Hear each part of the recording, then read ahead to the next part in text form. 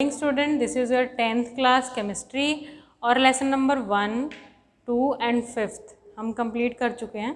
ठीक है, अब हम इस चैप्टर की रिवीजन स्टार्ट करेंगे फिर से। तो हर टॉपिक को मैं रिवाइज करवाऊंगी जो स्टार्टिंग से किया था हमने, और हर उस टॉपिक के बाद क्वेश्चन आंसर डिस्कस करेंगे। ठीक है, तो इसके बाद लेसन नंबर जो आपका ये फर्स्ट था, ये क्या था आपका? Chemical reaction and equation. सबसे पहले केमिकल रिएक्शन होती क्या है? केमिकल रिएक्शन, सबसे पहले केमिकल का मतलब क्या होता है? केमिकल चेंज क्या होता है? जब कोई भी न्यू चीज़ बनती है, कोई भी न्यू फॉर्मेशन होती है, नया प्रोडक्ट बनता है जो नेचर में जिस चीज़ से वो बना है उससे बिल्कुल अलग हुआ। ठीक है, उसे हम बोलते हैं केमिकल रिएक्शन। उसे हम क्या बोलते हैं? Chemical reaction. तो जब किसी भी रिएक्टेंट की स्टेट चेंज हो जाए या शेप चेंज हो जाए या कलर चेंज हो जाए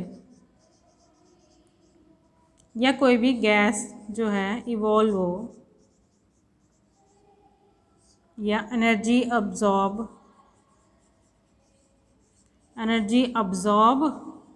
या फिर इवॉल्व हो,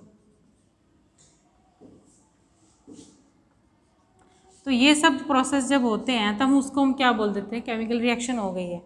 ठीक है, स्टेट चेंज हो, शेप चेंज हो जाए, मॉलिक्यूल्स की कलर चेंज हो जाए, या फिर गैस इवॉल्व हो, या कोई एनर्जी अब्जॉर्ब या इवॉल्व हो, एनर्जी अब्जॉर्ब हो या बाहर निकले, तो ये सब जब रिएक्शंस आती हैं, ये सब जब चीज़ें इन्वॉल्व होती हैं किसी भी पर्टिकुलर रिएक्शन में, उसे हम बोल देते हैं वो केमिकल रिएक्शन हुई है। ठीक है, जैसे कि आपका सबसे पहले देखिए, मैग्नीशियम का हमने लिया रिबन, मैग्नीशियम रिबन लिया हमने, उसको हमने किया हीट किया तो क्या हुआ? जो फ्लेम आई, जिस फ्लेम से ये जल रहा है, तो वो कैसी होगी? डेजलिंग होगी। डेजलिंग मतलब बहुत ज़्यादा चमकदार होगी, बहुत चमक के साथ जलेगी। ठीक है, और फिर क्या आएगा आपका? फिर क्या बनेगा आपका? White powder. अब पहले हमारे पास मैग्नीशियम रिबन था, ऑक्सीजन की प्रेजेंस में उसको हमने हीट किया, वाइट पाउडर बन गया। तो मैग्नीशियम से क्या बन गया? मैग्नीशियम ऑक्साइड बन गया। इसका मैग्नीशियम का और मैग्नीशियम ऑक्साइड का जो नेचर है वो कम्प्लीटली अलग है, देखने में भी और फिजिकली भी और केमिकली भी। ठीक है, तो ये क्या होगी? आपकी केमिकल रिएक्शन होगी। इसी तरह से अगर आप क्या करते हैं, जिंक के ग्रेन्यूल के साथ जिंक ग्रेन्यूल ले लेते हैं कोनिकल फ्लास्क में, ये आपका कोनिकल फ्लास्क इस तरह का होता है, या फिर रिएक्शन फ्लास्क बोलते हैं। इसमें आप जिंक ग्रेन्यूल ले लेते हैं, जिंक ग्रेन्यूल मतलब जिंक के टुकड़े इसमें ले लिया आपने। जब आप इसमें सल्फ्यूरिक एसिड ऐड करते हैं, क्या ऐड करते हैं? सल्फ्यूरिक एसिड इसके अंदर आप जब ऐड करते हैं तो क्या होता है? पॉपअप साउंड से क्या निकलती है आपकी? Hydrogen gas. हाइड्रोजन गैस क्या है? बाहर निकली है। ठीक है, यहाँ पे दोनों चीज़ें क्या बनी है? ये मैग्नीशियम ऑक्साइड का वाइट पाउडर, हाइड्रोजन गैस बनी है। तो ये दोनों चीज़ें क्या हैं? ये क्या है? दोनों चीज़ें न्यू फॉर्मेशन हुई है। क्या हुई है? ये न्यू फॉर्मेशन। तो न्यू फॉर्मेशन होती है तो हम उसको क्या बोलते हैं? कि वो केमिकल रिएक्शन है। अब केमिकल रिएक्शन को जैसे मैंने आपको डिस्क्राइब किया कि जैसे मैग्नीशियम रिबन को हीट किया, डेजलिंग फ्लेम आई, वाइट पाउडर बन गया, या जिंक ग्रेन्यूल को हमने इसके अंदर डाला और सल्फ्यूरिक एसिड ऐड किया तो आपका हाइड्रोजन आ गया। ये तो थ्योरेटिकल रिप्रेजेंटेशन इस तरह से हम कर देते हैं, लेकिन जब आप इसको केमिकली लिखते हैं with chemical formula, short form लगा लो, रिएक्शन को छोटा करके जब हम लिखते हैं तो वो आपकी क्या कहलाती है? Chemical equation. क्या कहलाती है? इक्वेशन। उसको हम क्या बोलेंगे? Chemical equation. अब हम इन्हीं रिएक्शंस को जब हम इक्वेशन में लिखते हैं तो वो क्या कहलाएंगी? Chemical equation. क्या बोलते हैं उसको? Chemical equation. अब इस केमिकल इक्वेशन में हम केमिकल के नाम लिखेंगे। सबसे पहले कौन सा यूज़ किया था हमने? मैग्नीशियम और क्या था? ऑक्सीजन। सीधा ऐसे लिख लिया और क्या बन गया हमारा? Magnesium oxide. क्या बन गया हमारा? मैग्नीशियम ऑक्साइड बन गया। अब मैं ये तो था कि हम पूरे के पूरे वर्ड्स लिख रहे हैं। इसको और ज़्यादा शॉर्ट करते हैं, जब हम इसको सिंबल्स की फॉर्म में लिखते हैं, जो एलिमेंट है इनके सिंबल लिखते हैं तो वो और ज़्यादा छोटा होता है, वो होती है प्रॉपर केमिकल रिएक्शन।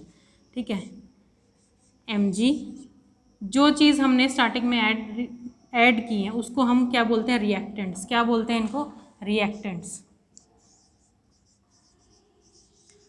क्या बोलते हैं, रिएक्टेंट्स। और जो आपका अब बन के आया है, जो बना है, नई चीज़, न्यू फॉर्मेशन हुई है, वो आपका बना है प्रोडक्ट। डिफरेंट कंडीशंस अप्लाई करके हम रिएक्टेंट को प्रोडक्ट में कन्वर्ट करते हैं। तो रिएक्टेंट को हम रखते हैं लेफ्ट हैंड साइड, प्रोडक्ट को हम रखते हैं राइट हैंड साइड। और इनको, रिएक्टेंट को जब हम ऐड कर रहे हैं, जो दो चीज़ें मिला रहे हैं, नई चीज़ बन रही है, ऐड करने के लिए हम प्लस का साइन यूज़ करते हैं। और ये यूज़ करते हैं हम एरो गिव्स का साइन, मतलब ये प्रोडक्ट, ये दोनों मिल करके ये प्रोडक्ट बना रहे हैं। इसका मतलब इसे बोलेंगे magnesium plus oxygen gives magnesium oxide.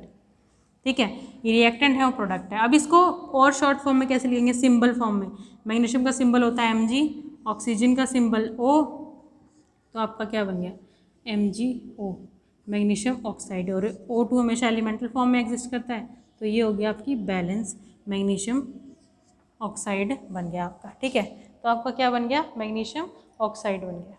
ठीक है, ये तो थे आपके केमिकल इक्वेशन किस तरह से लिखते हैं, केमिकल रिएक्शन क्या होती है और केमिकल इक्वेशन क्या होती है। उसके बाद आता है आपका law of conservation of mass. Law of conservation of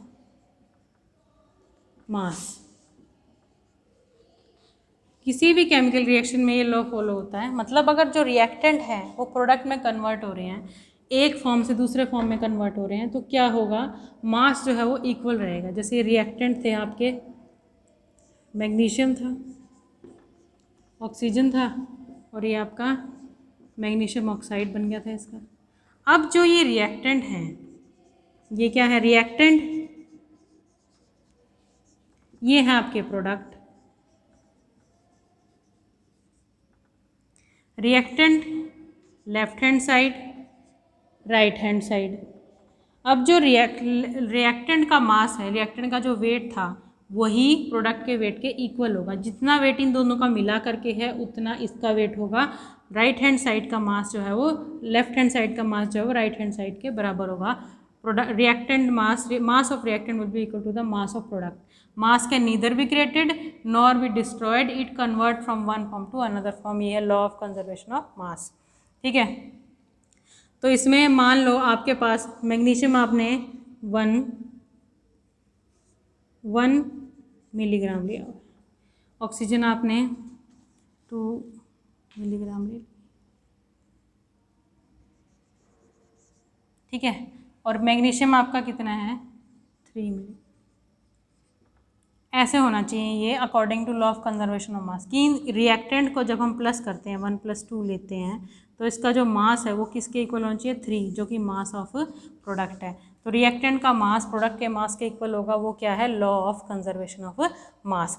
उसके बाद नेक्स्ट आता है आपका, नेक्स्ट है balancing chemical equation. Chemical equation लिखना आ गया, अब हम उनको बैलेंस करेंगे। बैलेंस का मतलब क्या होता है, बैलेंसिंग का मतलब होता है कि रिएक्टेंट और प्रोडक्ट के जो एटम हैं उनको इक्वल करना। रिएक्टेंट और प्रोडक्ट के जो एटम हैं उनको क्या करना, इक्वल करना। तो आपका क्वेश्चन है, जिंक में हम सल्फ्यूरिक एसिड ऐड कर रहे हैं, ये दिया हुआ आपको, जिंक सल्फ्यूरिक एसिड, जिंक में हम क्या ऐड कर